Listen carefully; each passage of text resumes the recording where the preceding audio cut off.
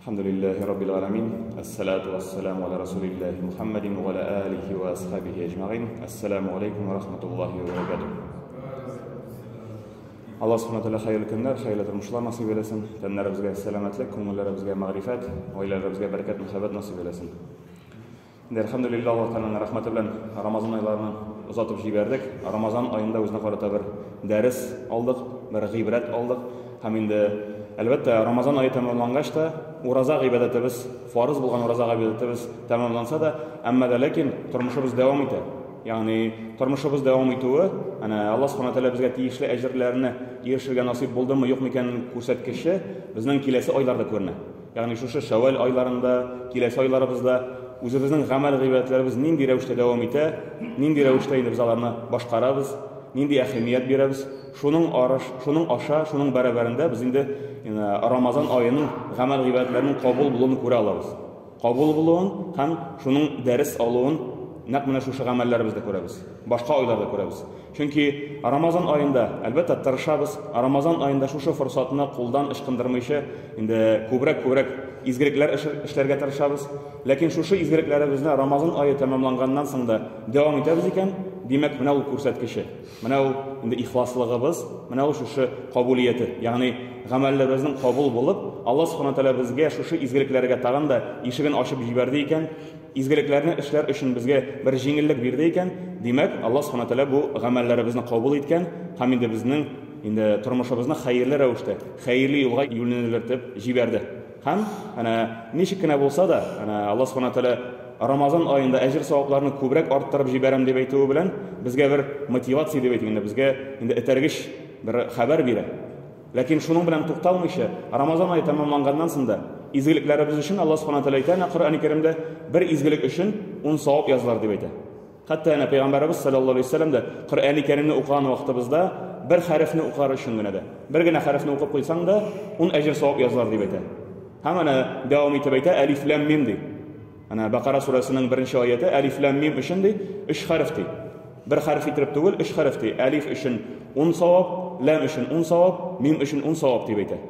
Baribir Ramazan ayından tashda izgiliklarimiz uchun Allah subhanahu wa ta'ala ajr savoblarini tegishli ravishda yozib qo'yadi. İxlos ko'ngildan ishlasak, şu izgiliklarimiz ortib bora, ham şu izgiliklarimizga eshiklarda ochiladi. Yengillik bilan shuni ishlay boshlaymiz. Ham shu vaqtda albatta endi o'zina qarata, o'zimizning kun ko'rishimizni, o'zimizning holatimizni tartibli ravishda turga tirishamiz. Ya'ni şu izgi yo'lga kirib ketdik ekan, izgiliklar bilan turmushimizni davom etamiz ekan, albatta buni tuturga da kerak bo'lar. Buning bilan naq bo'lib, endi davomli ravishda olib bora kerak bo'lar. Nendagina kichkinagina izgiligimiz bo'lsa da, kichkinagina bir xayrli ishimiz bo'lsa da, lekin shuni davomli ravishda ishlaymiz ekan, albatta Alloh subhanahu va taolaning yaratgan ishlaridan bo'lacak. Hatta bu masalani Payg'ambarimiz Muhammad Mustafa sallallohu alayhi vasallam da bizga anglata. Allah subhanahu wa ta'alaning yaratgan, Allah ta'alaning suygan amallari narsasin deb sizga anglataymi? Sizga shuni suylab beraymi deb aytganda, birgina kichkinagina izgilik, bir kichkinagina xayrli ish. Şu xayrli ishni davomli ravishda kun sayin nindigina hallar bo'lmasin, nindigina kun ko'rish bo'lmasin, nindigina holatda bo'lmasin, og'riysizmi yo'qmi, endi ordingmi yo'qmi, lekin şu izgilikni doimiy ravishda ishlab turasan ekan, demak bu ishni Alloh subhanahu wa taolo yaratadi deb aytadi Payg'ambarimiz sallallohu alayhi vasallam. Ramazan oyida şu mumkinlik bo'ldi, şu fursat bo'ldi. Kun sayin 30 kun davomida Alloh subhanahu wa taolaning bu bizga va'da etgan ajrlarni erishirga tilab, izgiliklarni to'xtatmaycha ishlarga tirishdik.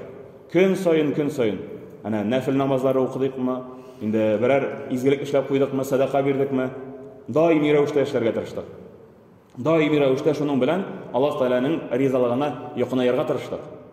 Ham shuning qobiliyati nechik bo'lasin deganda, nindi ravishda bizga ko'rinasin deganda, naq mana shu Ramazon oyi tamomlangach, izgi amallarimizni shunday ravishda davom eta oldik ekan, mana shu vaqtda ko'rinadi. Şu vaqtda Allah subhanahu wa ta'ala bizga endi izgilikning eshigini yopmaganini anglaymiz. Ham albatta mumkinlik bo'lgancha hatto Payg'ambarimiz sallallohu alayhi vasallam aytadi, Şevval oyindagi uraza to'g'risida aytadi. 6 kun uraza tutsangiz, yil bo'yinda tutgan simon bo'larsiz deb aytadi. Shular o'zina qarata bir ko'rsatkich, kimning mumkinligi bo'la turib, salomatligi bo'la turib, berakda endi albatta shuni eslatib turib kerak bo'lar. Salomatligi bo'lgan kelish, shu tilagi bo'la turibda urazalarni tutib, shunday ravishda izgiliklarni orttirib jiberdi ekan, demak mana shu инде Рамазан айының әҗерләренә иреште, әҗерләрен тотып кала алды. Һәм киләчәктә дә үзенең тормышын шундый ук рәвештә дәвам итә, даими рәвештә, даимчылык кылып. Ана Аллаһ Субханаһу Тәгаләгә мөрәҗәгать иткән вакытта да бу мәсьәләне сорыйбыз, даими рәвештә гамәл гыйбадәттә булырга насыйп ит, даими рәвештә изгелектә булырга насыйп ит дип сорыйбыз. Чөнки шушы даими рәвештә изгелектә булсак, ана киләчәктә ахыр нәтиҗәдә бу дөньядан киткән вакытыбызда да изге гамәлдә, изге сүздә, телебездә кәлимә тайиба булса, телебездә Аллаһ Тәгаләне искә алу сүзләре булса, һичшиксез Аллаһ Тәгаләнең рәхмәтенә ирешер өчен бер күрсәткеч. Ирешкәнебезгә бер күрсәткеч. Шулай, әлбәттә инде моның белән генә туктамыйча, кәрнәп кенә, кечкенә генә адымлар белән шушы изгелекләребезне арттырабыз. Шушы изгелекләребезне инде тагын да камилрәк дәрәҗәгә җиткерәбез. Әкренәп. Хәтта ана намаз укыган вакытыбызда да, инде дуалар кыларга өйрәнү вакытыбызда да беренче вакытларда беренче мизгелгә бер авырлык булырга мөмкин. Бер авырлык кичерергә мөмкин без, ләкин әкренәп шуны көн сайын өйрәнеп торып, бер гадәткә кирип китә. Һәм шушы изге эшебез, хәерле эшебез безнең гадәтебез була. Ягъни безне тәшкил итә башлый. Ана адам баласын аның үзенең гамәлләре бу дөньядан киткәндә үзенең гамәлләре озатыр дип әйтелә. Берсе инде улда булса малы, берсе булса улда булса балалары, хатыннары, өченчесе ул изге гамәлләре. Изге гамәлләре изге гадәт булып, бер хәерле эш булып аны озата икән, димәк аның инде хәерле ахыр нәтиҗәсе хәерле була һәм инде Аллаһ Субханаһу Тәгалә изгелекләрен кабул итеп, инде киләчәктә мәңгелек рәхәтлек, мәңгелек бәхет сәгадәтенә ирештерә дип әйтә.